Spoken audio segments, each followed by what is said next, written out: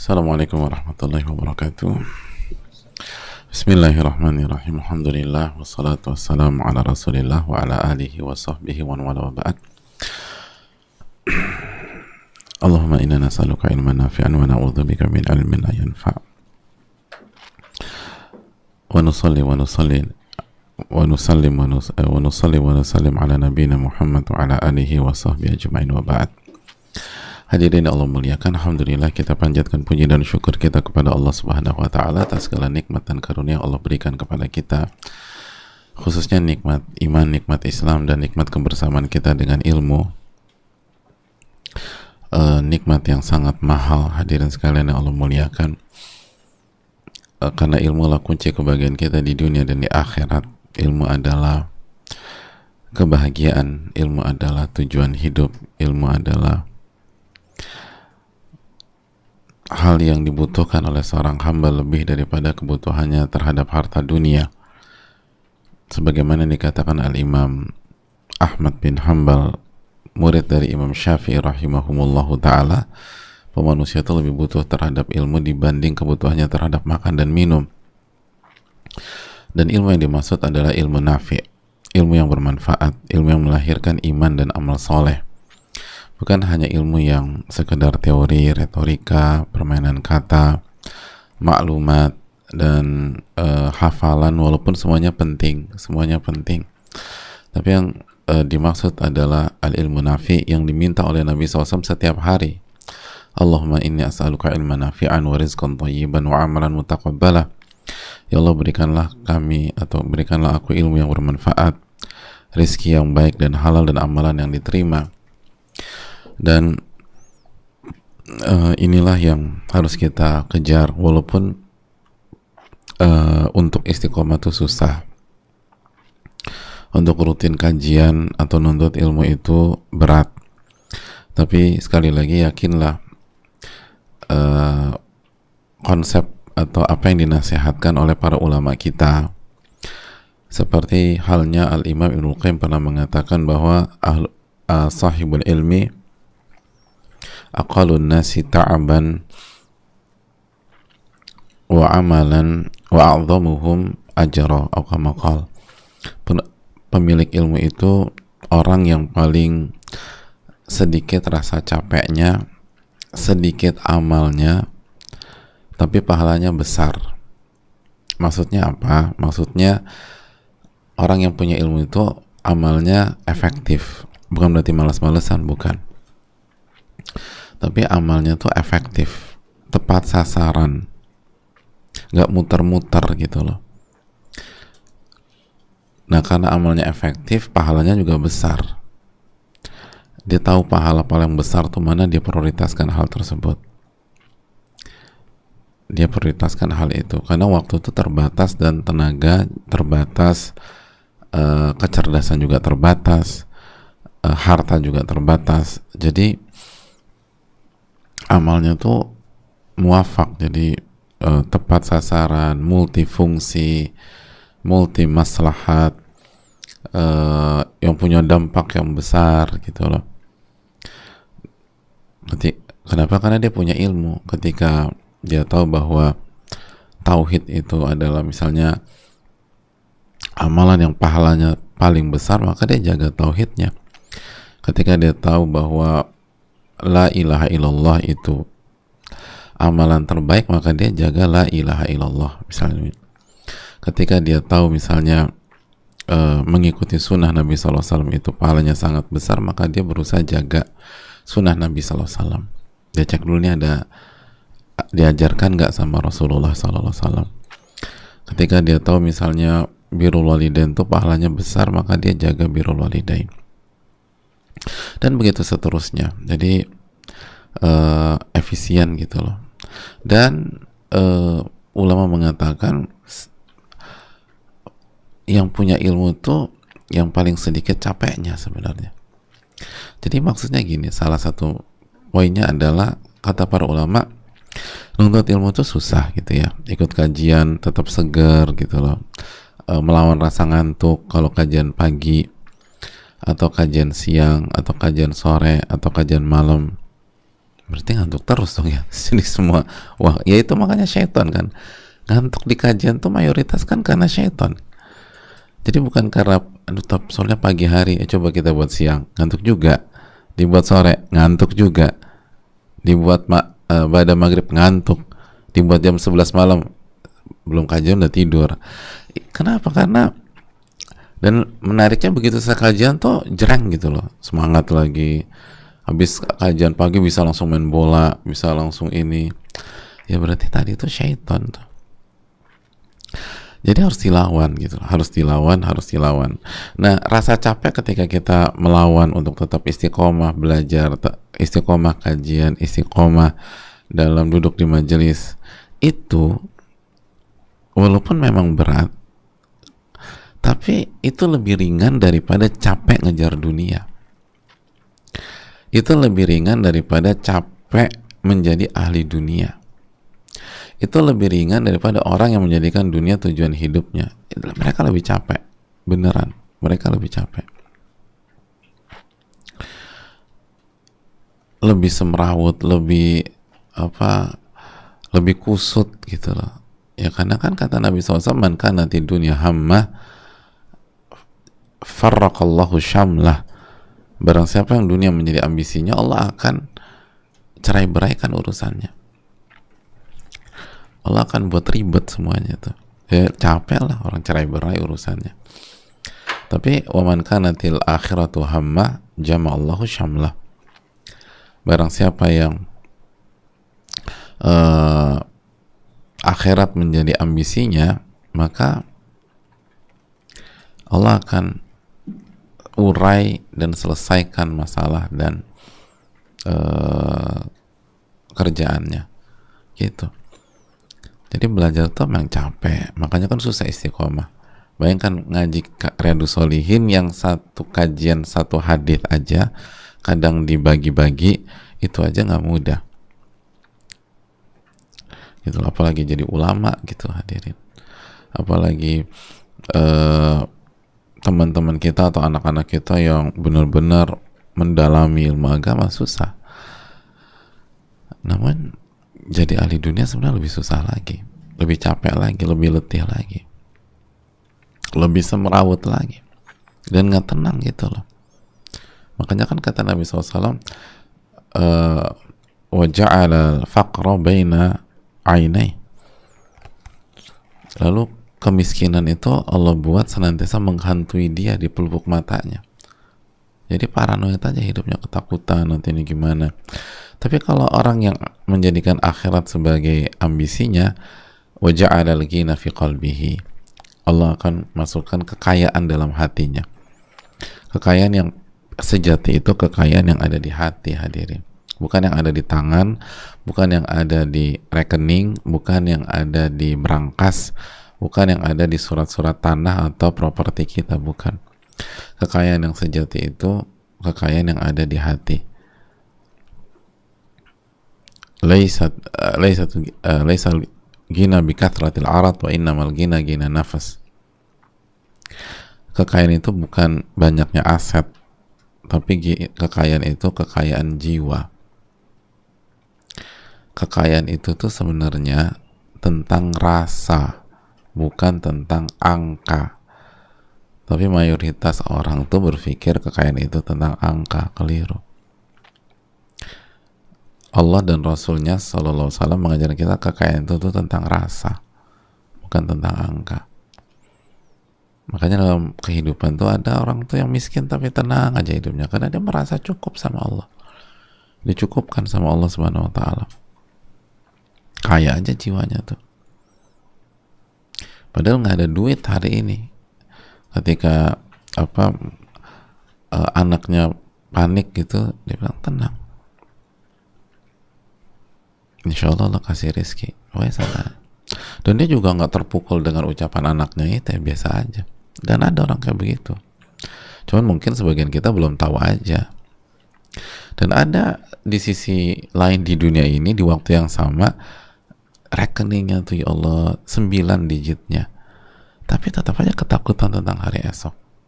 Nanti gimana, ini turun, pasar lagi lesu, Padahal dia punya angka tuh banyak, hadirin. Jadi makanya punya ilmu yang bermanfaat itu memang butuh perjuangan, tapi paling ringan dibanding kalau kita tuh tenggelam dalam dunia. Bukan jadi orang kaya, Abu Bakar kaya, Abdurrahman bin Auf kaya radhiyallahu taala anhum, tapi mereka bukan tipikal orang yang tenggelam dan lalai karena hiruk pikuk dunia. Jadi ini yang perlu kita tanamkan, hadirin Allah muliakan. Harus istiqomah, dan harus diamalkan. Makanya ilmu yang bermanfaat kan ilmu yang melahirkan iman dan amal soleh. Iman dan amal soleh. Karena capek, tapi capeknya tuh sebenarnya paling sedikit, paling ringan, gitu loh. Tapi seringkali kan manusia nggak percaya kecuali jatuh dulu, gitu ya. Ada orang udah dikasih hidayah sama Allah, tetap aja kabur lagi, menjauh lagi. Nanti jauh dari Allah, sibuk dengan segala macam gemerlap dunia, nanti babak belur lagi, nangis lagi, galau lagi, baru balik lagi, gitu. Kadang-kadang seringkali itu kita tuh suka gitu, sulit gitu, dibilangin sekali langsung percaya tuh agak sulit kadang-kadang. Illa man rahimah rabbuh, ya karena itu dzuluman jahula itu kan yang kita bahas dalam surat Al-Ahzab 72, manusia itu innahu kana dzuluman jahula, zolimnya minta ampun dan bodohnya kelewatan, gitu loh. Bodohnya tuh kelewatan. Makanya ini yang harus terus diingatkan ke diri kita. Apalagi kalau ketika kita lagi capek, aduh aku capek banget. Iya capek, emangnya jadi ahli dunia nggak capek? Aduh aku capek nih sholat, emangnya nggak sholat jadi seger, gitu. Emang ada gitu? Semenjak aku nggak sholat, aku jadi lebih seger. Emang ada orang bilang gitu? Gak ada sama sekali. Jadi itu yang perlu kita tanam, karena hakikat dunia memang, dunia itu kan darul ta'ab, darul masaib, darul bala, kan gitu kan. Dunia itu memang negerinya rasa capek, negerinya musibah, dan negerinya ujian, ya gitu aja. Kita selalu minta keselamatan, tapi ya hakikat dunia itu. Semoga Allah memberikan taufik kepada kita semua, amin ya rabbal alamin.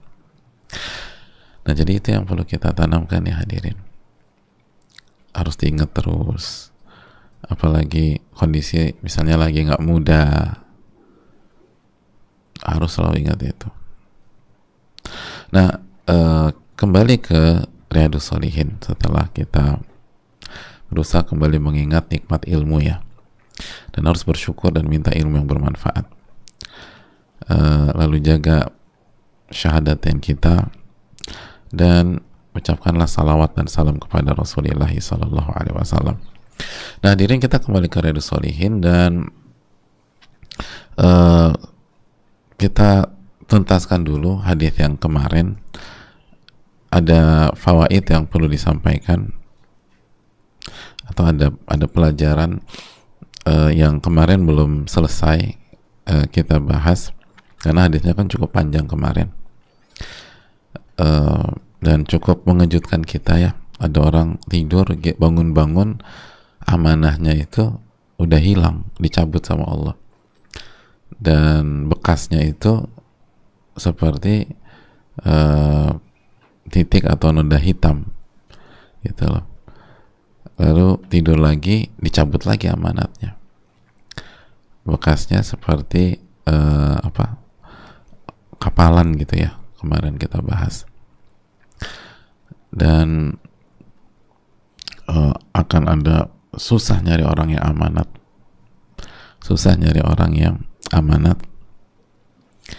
dan orang yang dipikir amanat ternyata nggak amanat. Orang yang tidak amanat, orang yang dia pikir amanat ternyata tidak amanat.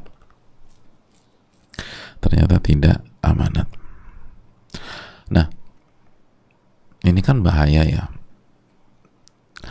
Nah, kesimpulannya nih jamaah dari hadis Hudzaifah kemarin itu kan hadis ini menjelaskan bahwa orang tuh bisa jadi pengkhianat padahal sebelumnya itu orang yang amanat, gitu kan. Annal amana nazalat fi jadri qulubir rijal. Pertama, amanat itu dimasukkan ke dalam hati manusia, lalu mereka tahu dari Al-Quran dan Sunnah, lalu tidur dicabut gitu loh. Jadi awalnya nih amanat, hadirin. Awalnya nih orang yang amanat, orang yang baik gitu loh. Itu bisa berubah 180 derajat. Bisa berubah 180 derajat. Nah, ini kan bahaya, hadirin. Dan bisa jadi kita salah satunya kalau kita nggak ditolong oleh Allah Subhanahu Wa Taala, dan kita cukup terancam gitu loh. Kita cukup terancam dengan hadis ini. Jadi baca hadis ini tuh jangan terlalu jauh berpikir ini pasti temen gue nih yang kayak gini, sekarang udah ngilang, ini pasti temenku nih. Belum tentu. Bisa jadi kita ya mungkin hari ini bisa menjaga amanat, orang yang amanat ya, tapi ketika kita lengah, besok kita jadi pengkhianat. Besok kita jadi pengkhianat. Na'udzubillah, na'udzubillah. Jadi jangan pernah merasa aman. Itu pesan penting dari hadits kemarin. Jangan pernah merasa aman. Jangan pernah merasa amanah itu cepat banget tercabut. Itu pesan. Makanya kan dalam hadis Abdullah bin Mas'ud yang dikeluarkan oleh Imam Hakim dalam Mustadrak, inna awwala ma tafqiduna min dinikumul amanah. Sesungguhnya hal yang pertama kali kalian sesungguhnya hal yang pertama kali hilang dari agama kalian adalah amanat. Adalah amanat. Yang pertama kali hilang dan kalian kehilangan, terus kalian cari gitu ya, karena hilang nih, nyari, itu adalah sifat amanat. Itu pertama kali hilang. Sebagaimana apa yang disampaikan Abdullah bin Mas'ud. Jadi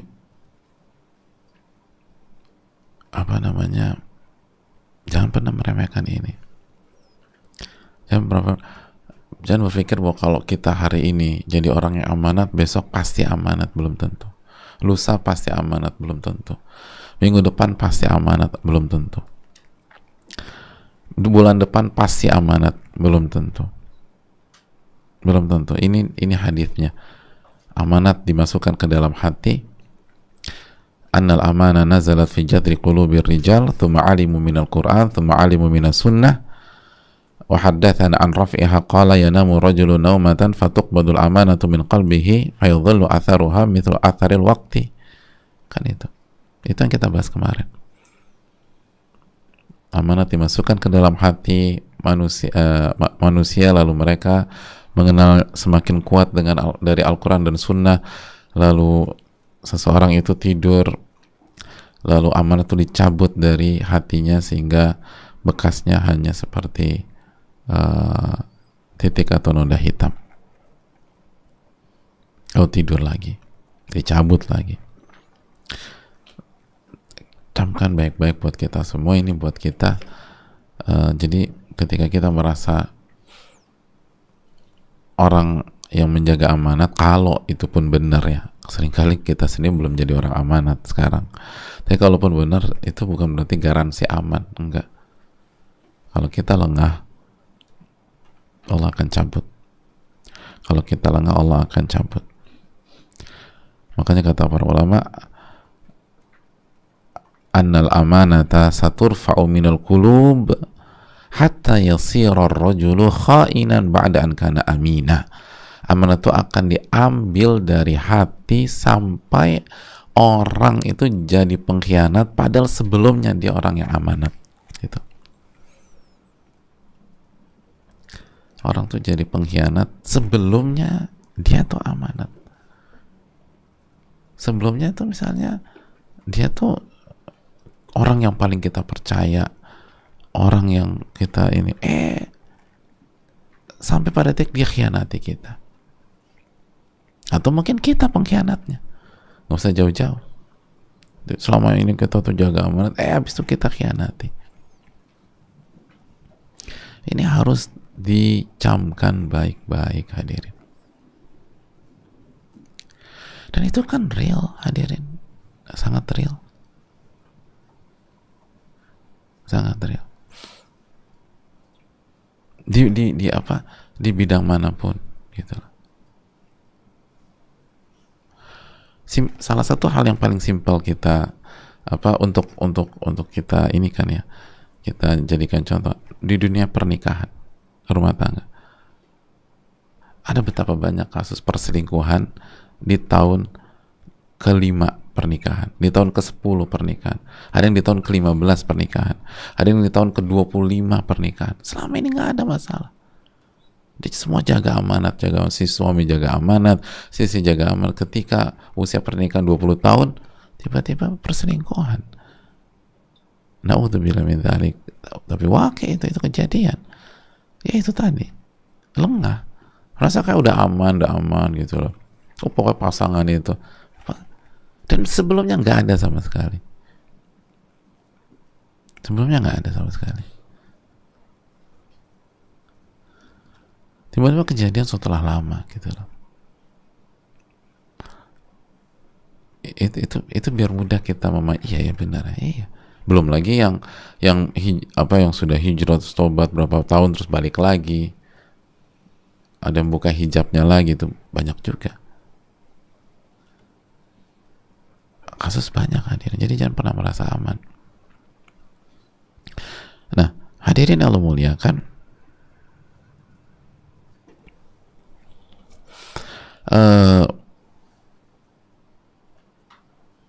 dan ini salah satu tanda-tanda hari kiamat kan.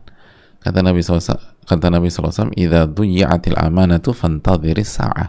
Apabila amanat sudah disia-siakan, maka tunggulah hari kiamat. Jadi kalau amanat sudah disia-siakan, diremehkan, fantadhiris sa'ah. Fantadhiris sa'ah. Tunggulah hari kiamat. Qala kaifa idha'atuha ya Rasulullah? Lalu ditanya, gimana sih bentuk amanat itu disia-siakan ya Rasulullah? Jadi bentuknya amanat itu disia-siakan itu gimana? Kata Nabi, idza usnidal amru ila ghairi ahlihi fantadhiris sa'ah. Apabila sebuah perkara, sebuah tanggung jawab, sebuah urusan diberikan kepada yang bukan ahlinya, maka silakan tunggu hari kiamat. Silakan tunggu hari kiamat. Jadi apabila sebuah tugas, sebuah tanggung jawab, sebuah hal, sebuah program itu dikasih ke yang bukan ahlinya, ya siap-siap deh tunggu hari kiamat. Siap-siap tunggu hari kiamat gitu loh. Jadi memang kalau amanah itu disia-siakan, itu fantadhiris sa'ah, tunggu aja hari kiamat, dan urusan itu akan berantakan. Nah, hadirin Allah muliakan, pertanyaan besarnya nih, kok bisa dari yang amanat jadi khianat? Jadi yang amanat jadi khianat. Apa sih sebab-sebabnya? Kata para ulama, kemarin sempat kita singgung sedikit, tapi ini penekanan dan kita ada tambahan. Sebabnya orang tuh yang awalnya amanat lalu jadi pengkhianat, tidak amanat lagi, itu yang pertama, liman dhahabat khasyatuhu. Kalau rasa takutnya kepada Allah itu sudah hilang atau berkurang, Jadi kalau rasa takut kepada Allah itu berkurang dan hilang, maka otomatis orang tuh dari orang yang amanat bisa jadi pengkhianat. Bisa jadi pengkhianat. Bisa jadi pengkhianat. Jadi hadirin Allah muliakan, rasa takut kepada Allah itu penting. Rasa takut kepada Allah itu sangat-sangat penting. Dan ini menunjukkan bahwa rasa takut itu bisa turun naik kepada Allah. Dan itu kita rasakan di dunia, di kehidupan real lah gitu lah. Kalau kita punya anak kecil misalnya, terus kita pengen kita bawa ke kolam renang biar dia bisa belajar, atau kita bawa ke sungai, minggu lalu tuh dia masih takut sama air, takut nyebur dan seterusnya. Minggu lalu, hari ini nggak mau keluar dari kolam renang gitu lah. Jadi minggu lalu tuh susah banget ngajak dia masuk ke kolam renang, minggu ini susah banget ngajak dia keluar dari kolam renang. Itu rasa takut tuh berubah, itu kenyataan. Jadi minggu lalu susah banget ngajak dia masuk ke kolam renang, minggu ini susah banget ngajak dia keluar dari kolam renang. Rasa takut itu berubah. Itu rasa takut manusia. Rasa takut itu begitu. Ada ibu-ibu yang nganter, atau para ayah gitu, yang ngajak hari pertama anaknya masuk SD, itu kan takut banget di ruang kelas yang kayaknya isinya makhluk asing semua gitu, terus anaknya nangis, terus ibunya harus terlihat dari di balik kaca gitu loh. Begitu ibunya hilang, jadi gurunya di mana, pandangan anak di mana gitu kan ya. Jadi gurunya di depan sini, anak tuh ngeliatnya ke situ gitu loh, karena ibunya ada di sana, muka pucat gitu loh. Terus ibunya pipis, nangis, dipikir dia ditinggalkan di sebuah planet di galaksi Bima Sakti gitu ya. Terus wah, padahal ibunya kebelet pipis doang. Terus balik lagi tenang gitu loh. Ya itu kan hari pertama gitu loh. Sampai pada satu hari, ini anak gak pulang-pulang gitu loh, main sama teman-temannya gitu. Jadi dari ketakutan sampai gak pulang-pulang. Kamu tuh ngapain aja sih? Ya aku kan main sama teman-teman. Rasa takut tuh berubah. Jadi jangan pernah berpikir kalau hari ini kita benar-benar merasa takut sama Allah, takut dosa, bulan depan masih kayak begitu juga. Belum tentu hadirin, belum tentu. Kalau kita gagal memaintain, bisa jadi bulan depan tuh kita lancang sama Allah. Atau padahal hari itu benar-benar takut, gak berani, ya Allah, gak ada. Bulan depan berubah. Bulan depan berubah.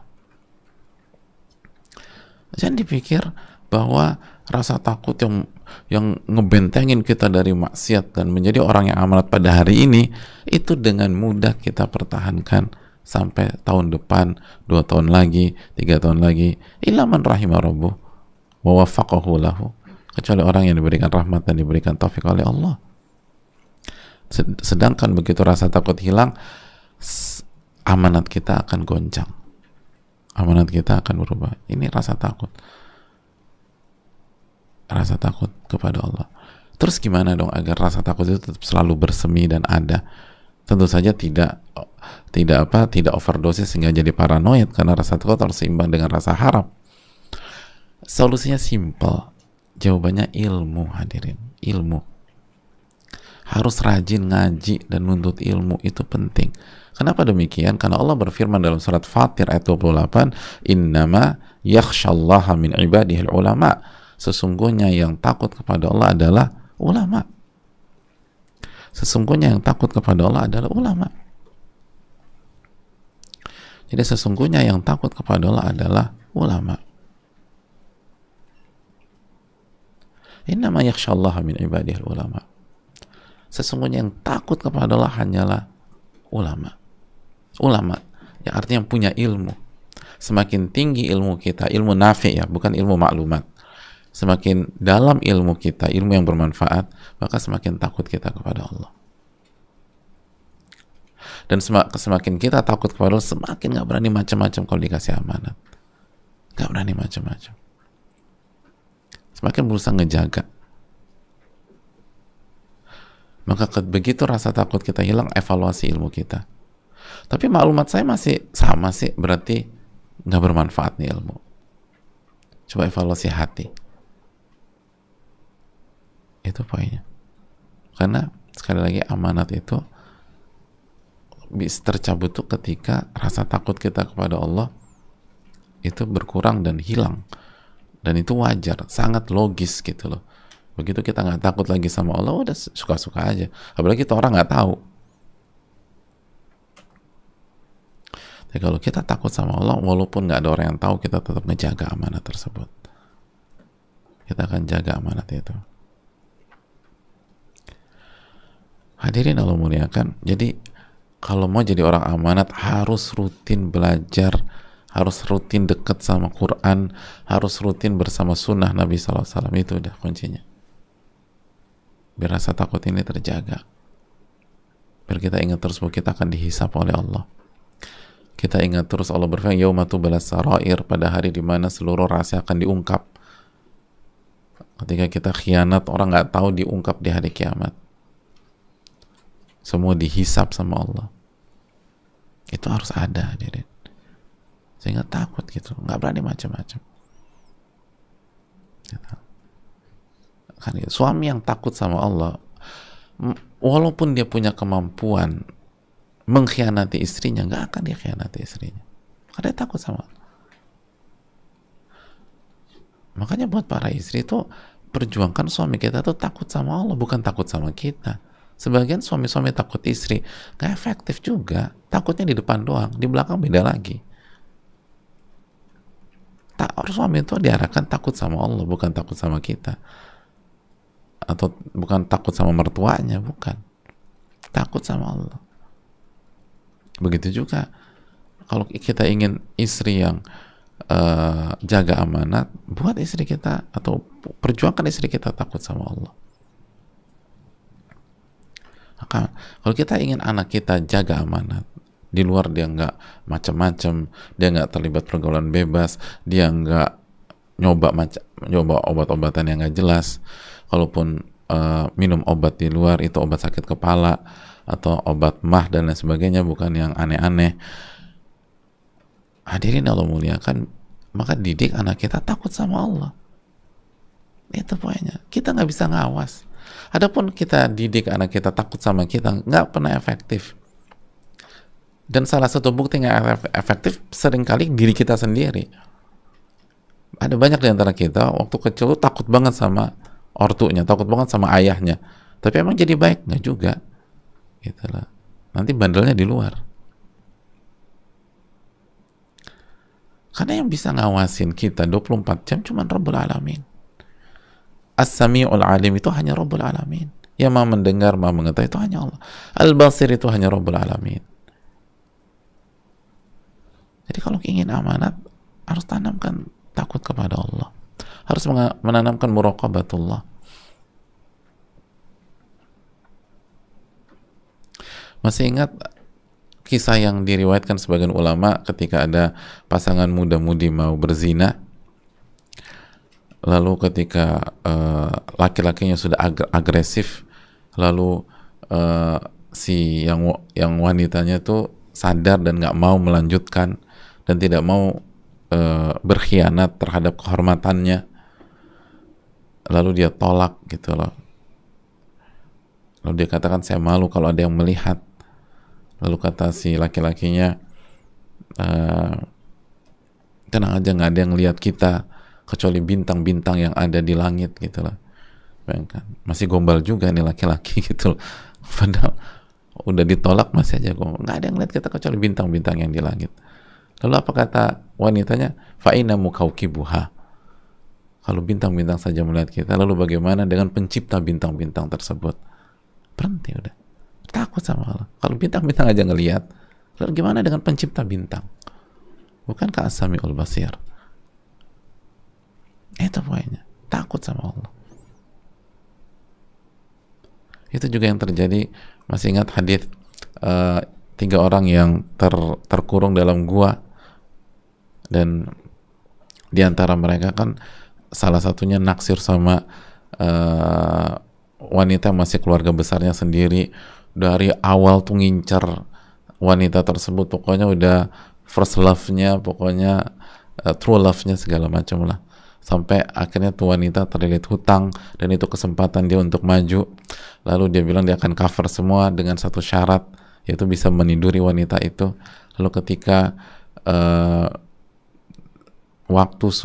kondisi sudah tinggal eksekusi aja, lalu kata si wanita, janganlah cincin ini dimasukkan kecuali dengan haknya. Maka tiba-tiba dia sadar dan dia takut sama Allah, lalu ditinggalkan wanita itu dan dibebaskan dari hutangnya dan dikasih hadiah. Itu rasa takut sama Allah. Rasa takut sama Allah itu penting.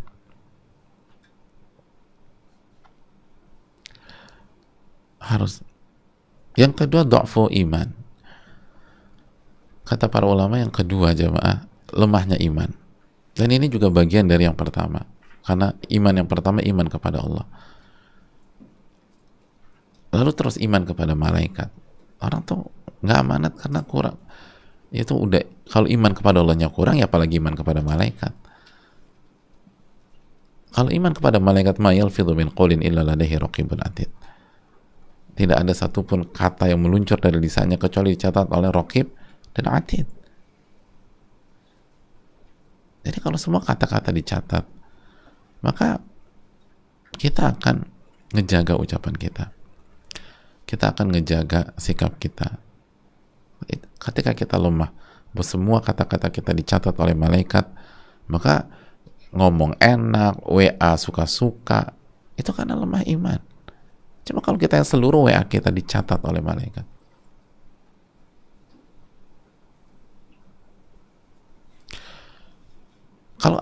Kalau kita dapat informasi gitu ya, bahwa pekan ini WA kita itu dibaca dan dicatat oleh badan intelijen, kira-kira pekan ini kita akan WA macam-macam nggak? Nggak akan. Udah, barakallahu fikum, masya Allah, alhamdulillahilladzi tatimu sholihat. Oh, semua baik-baik. Kenapa? Minggu ini dibaca. Nggak berani macam-macam WA. Alam ya'lam bi annallaha yara. Tidakkah dia tahu Allah Maha mengetahui? Dan semuanya dicatat oleh malaikat. Ya'lamuna ma taf'alun. Bukankah kiraman katibin, malaikat-malaikat yang mulia dan mencatat semuanya? Allah katakan, ya'lamuna ma taf'alun. Mereka mengetahui apa yang kalian kerjakan. Semua yang kita kerjakan mereka tahu. Kenapa kita nggak amanat? Dan kenapa dicabut? Ya karena itu tadi, lemah iman. Pokoknya iman, tauhid, akidah itu dasar dari semua kehidupan, hadirin. Itu dasarnya. Jadi kalau kita ingin menguatkan ini, iman kita harus kuatkan. Kita harus misalnya buat keluarga kita lebih takut, lebih merasa terpantau oleh malaikat Allah dibanding kamera CCTV.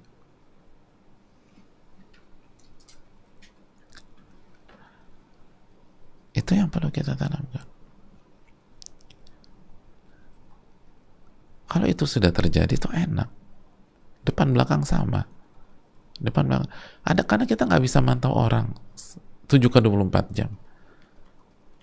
Kita nggak bisa mengawasi orang 7x24 jam.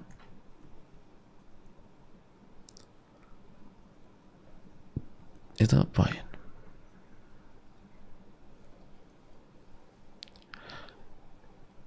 Oleh karena itu, hadirin Allah muliakan,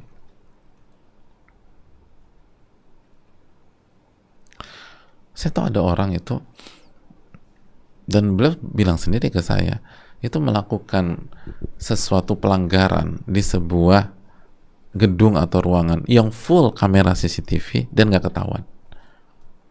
Dan ruangan itu bukan cuma satu kamera, ada beberapa kamera. Saya bilang, kok bisa nggak ketahuan? Ya karena saya tahu spot atau titik di mana kalau saya ada di situ, seluruh kamera nggak bisa nembak ke situ. Jadi ada, pokoknya ada di gedung itu atau di ruang itu ada satu titik, titik apa? Ya, ada satu titik spot gitu. Kalau kita berdiri di situ atau kita duduk di situ, itu semua kamera dari sudut nggak bisa nangkep. Ada gitu, dan dia tahu. Dan dia lakukan pelanggaran selama 1 tahun penuh nggak ketahuan. 1 tahun penuh. Ya itu tadi. Tapi apakah bisa lepas dari pantauan malaikat-malaikat Allah? Nggak bisa. Nggak bisa. Kalau suami kita pergi, emangnya bisa lepas dari pantauan malaikat? Nggak bisa. Tidak, kalau Allah tahu gitu. Gimana kalau suami Anda tahu pucat dia, tegak? Rob Anda lebih menakutkan siksanya daripada suami Anda. Kenapa Anda takut sama suami Anda nggak takut sama Allah? Yang punya neraka itu Allah, bukan suami Anda.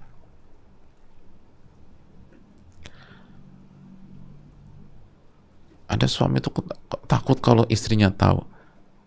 Lah kalau Anda takut istri Anda tahu, kenapa Anda nggak takut kalau Rob istri Anda dan Rob Anda tahu? Lalu ditanya, emang kalau istri kamu tahu tuh gimana? Ya nangis, terpukul. Oke. Kalau dia nangis terpukul, Anda aja takut. Kenapa kalau Rob Anda marah, Anda nggak takut? Nasallallahu. Lalu iman kepada hari akhir gitu loh. Kita lemah iman kepada hari kiamat. Lupa bahwa semuanya akan diungkap, semua akan ditanya, semua akan wa'an umrihi fima afnah. Kita akan ditanya tentang waktu kita dihabiskan untuk apa aja. Ditanya, dihabiskan untuk apa aja. Dan kalau itu nggak kita jawab, kaki kita nggak akan beranjak dari sisi Allah. La tazulu qadama 'abdin yaumal qiyamah hatta yus'al an arba'. Kaki seorang hamba tidak akan beranjak sampai ditanya tentang 4 perkara. An umrihi fima afna. Dia akan ditanya tentang umurnya. Dipakai buat apa? Dia akan ditanya tentang hartanya. Min aina iktasaba wa fima anfaqa. Dia akan ditanya tentang uang dapat dari mana dan bagaimana dia dihabiskan. Dan salah satu blind spot kita, jamaah, dalam kehidupan ini, kita itu banyak di antara kita belajar bagaimana mendapatkan uang, tapi nggak belajar bagaimana menghabiskan uang. Padahal pertanyaan dari kamu itu 2, bagaimana dapetin dan bagaimana menghabiskan. Dan banyak orang di dunia ini bertahun-tahun itu belajar bagaimana mendapatkan uang, dan sama sekali nggak belajar bagaimana menghabiskan uang dengan benar. Padahal konsep Islam, kita harus belajar 2, bagaimana dapetin uang. Jadi dapetin uang berarti nggak bagus, kita harus belajar gimana dapetin uang yang halal, yang berkah dan sebagainya. Lalu PR berikutnya, bagaimana menghabiskan uang. Ini blind spot kita. Dan sebagian orang menyatakan testimoninya, menghabiskan uang dengan benar seringkali lebih sulit daripada mendapatkan uang. Beneran. Itu wakil. Itu real. Itu diakui banyak orang. Menghabiskan uang dengan benar maksudnya, itu lebih susah seringkali daripada mendapatkan uang dengan benar. Itu real. Ada orang dapat, contohnya, ada orang dapat warisan 15M. Dapat warisan 15M berarti dia dapatkan uang apa enggak? Dapatkan uang. Caranya benar atau salah atau haram? Benar, warisan kan benar. Nah, orang berpikir masalahnya selesai sampai di sini. Lupa bahwa setelah kita dapat warisan 15M, pertanyaan besarnya nanti, bagaimana Anda habiskan 15M tersebut dengan benar? Karena kalau kita nggak habiskan, kalau kita nggak menggunakan uang itu dengan benar, maka kita pengkhianat. Ya nggak amanat tuh. Itu kan harta dititipkan sama Allah. Makanya itulah alasan kenapa banyak orang begitu dapat uang langsung langsung apa eh, langsung belanja, langsung pergi ke sana, langsung ini, langsung itu. Karena dia pikir hidup itu hanya tentang bagaimana mendapatkan uang. Padahal sebagaimana dia mendapatkan uang setelah jungkir balik selama 1 bulan, kan biasanya gitu kan. Dia untuk dapat uang bisa secara umum ya, secara umum ketika konsepnya salary atau gaji, untuk dapatkan uang di tanggal berapa gaji? Tanggal berapa gajian? 25, Masya Allah. Untuk mendapatkan uang di tanggal 25, kan dia harus berjuang selama 1 bulan. Nah kita ini nggak mikir, untuk menghabiskan uang tersebut, harusnya kan kita juga jungkir balik.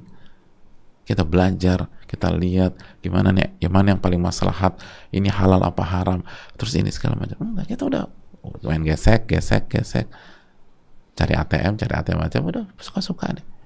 Akhirnya khianat. Gitu lah. Makanya itu poin penting. Makanya kalau antum mau buat kursus ekonomi, antum buat kursus bagaimana menghabiskan uang, gitu penting juga tuh. Bukan gimana sebatas cara mendapatkan uang, gimana cara ngabisin duit yang benar. Karena kalau salah kita ngabisin, kena kita di hari kiamat. Kena. Banyak orang itu nggak ngerti bahwa dia tuh harus zakat tiap tahun. Padahal fulusnya banyak banget. Dan dia baru sadar setelah 30 tahun jadi orang kaya, 35 tahun jadi orang kaya, ternyata harus zakat ya. Nggak tahu dia gimana cara ngabisin uang. Itu poin. Dan yang terakhir, hadirin, kenapa orang yang awalnya amanat jadi pengkhianat? Kata para ulama yang terakhir, catat baik-baik,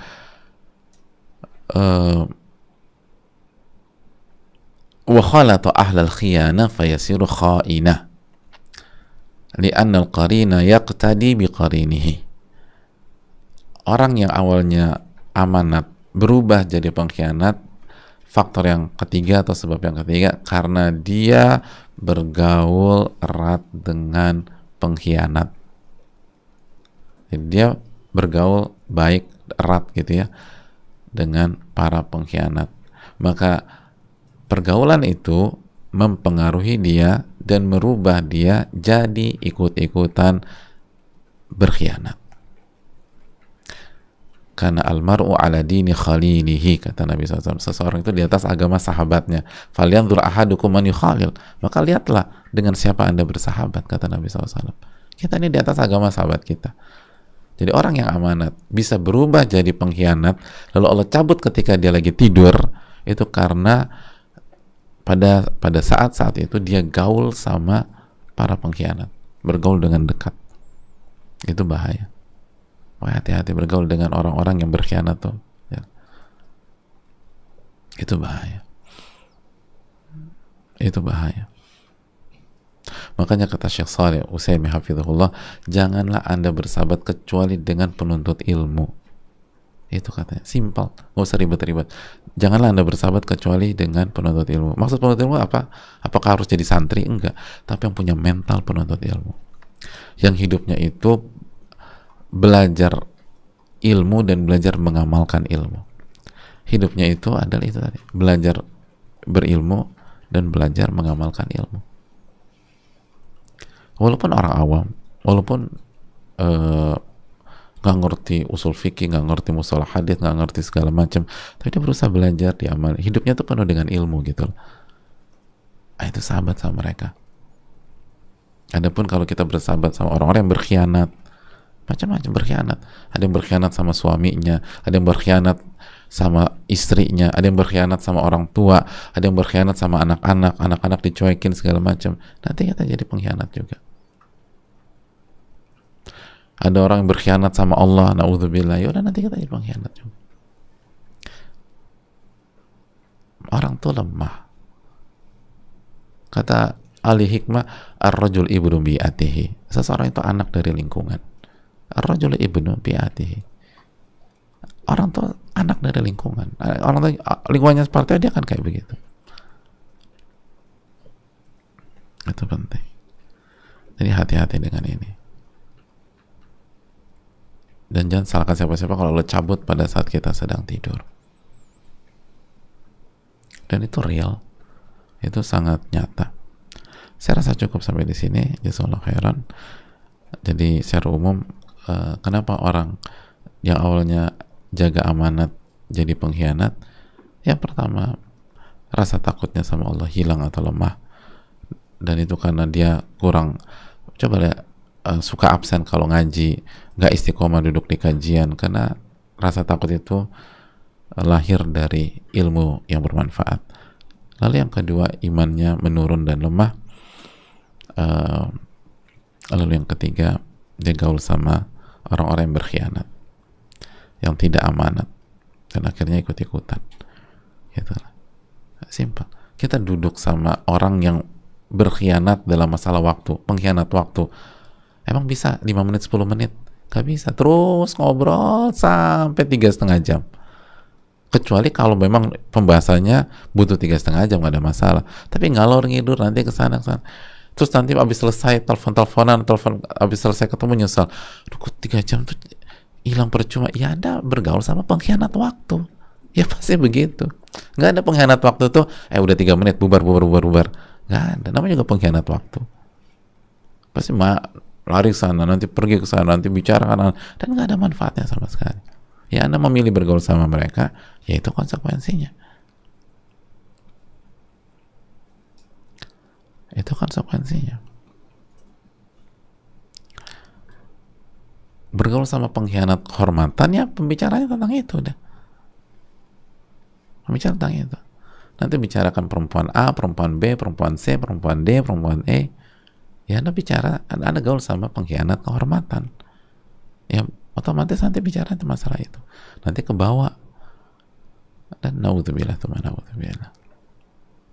Jadi masalah pergaulan ini penting, hadirin. Nasallallahu alaihi. Semoga Allah mengampuni kita dan menyelamatkan kita. Dan nas'alullah sidqa fil qaul wal amal, semoga kita jujur, semoga Allah berikan kejujuran dalam berbicara dan dalam beramal, dan semoga Allah terima amal ibadah kita, memberikan kita ilmu yang bermanfaat dan melindungi kita dari ilmu yang tidak bermanfaat. Subhanakallahumma wa bihamdika asyhadu an la ilaha illa anta astaghfiruka wa atubu ilaik. Assalamualaikum warahmatullahi wabarakatuh.